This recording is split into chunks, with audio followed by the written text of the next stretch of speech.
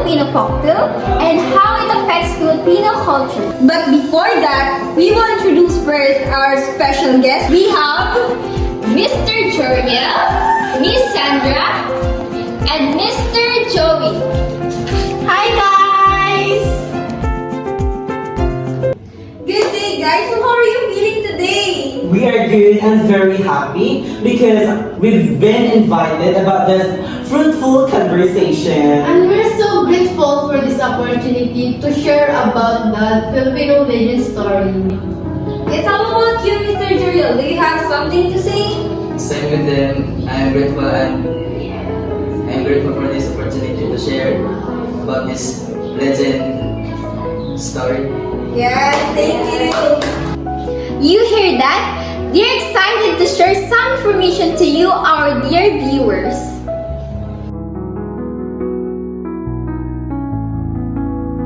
Maria Makiling is a Diwata who lives in Mount Makiling, Laguna. Maria Makiling fell in love with a young man, and that young man breaks her trust. Maria Makiling left the village.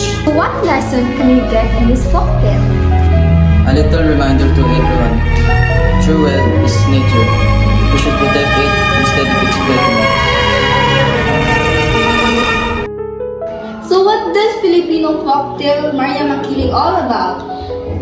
Maria Makiling is a Diwata who lives in Mount Makiling, Laguna. She loves people and she always helps them. And Maria Makiling blessed the kind and hardworking farmers. She gave abundant harvest.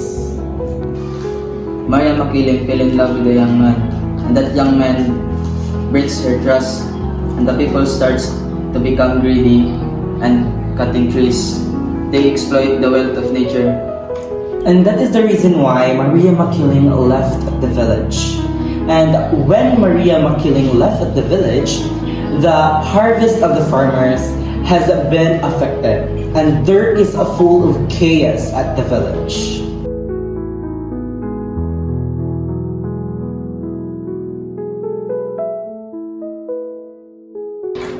So who created this story? The legend of Maria Makiling doesn't have just one creator because it started as an oral folktale from Laguna.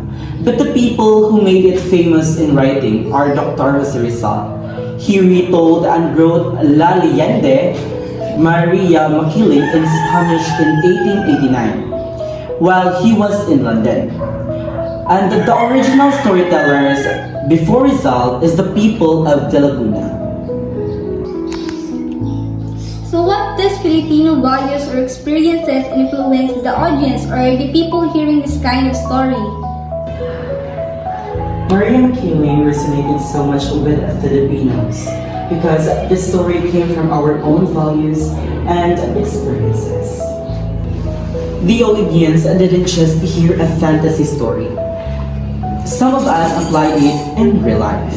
There are lots of Filipino values involve respect for nature, hardworking and perseverance, gratitude and generosity. When Filipino people apply these values in their own experience, they will realize that yes, we should be grateful for the blessing came from the nature. Value its importance as well as our fellow Filipinos. So how does this history affect the message? The story of Maria Makiling affected the message by shaping it from a simple folktale into a moral lesson about hard work, gratitude, and respect for nature. Because of the Philippines' agricultural background, the story came to warn people against greed and abuse. And today, it also used to teach environmental protection.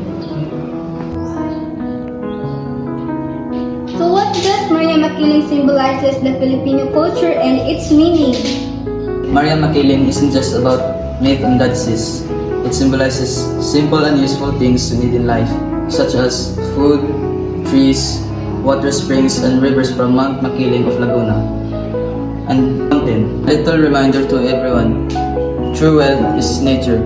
We should protect it instead of exploiting it. What lesson can we get in this folktale? The lesson we can get in this legend Filipino folktale is valuing, protecting, and taking care of our nature. As what I have said earlier, that true wealth is nature. That's why we should encourage each other and everyone to keep our society clean and green. Don't be greedy of what we receive. Instead, let's be thankful and grateful for what we have. That's all for today, guys. I hope you enjoy listening to our special guest. Thank you for watching.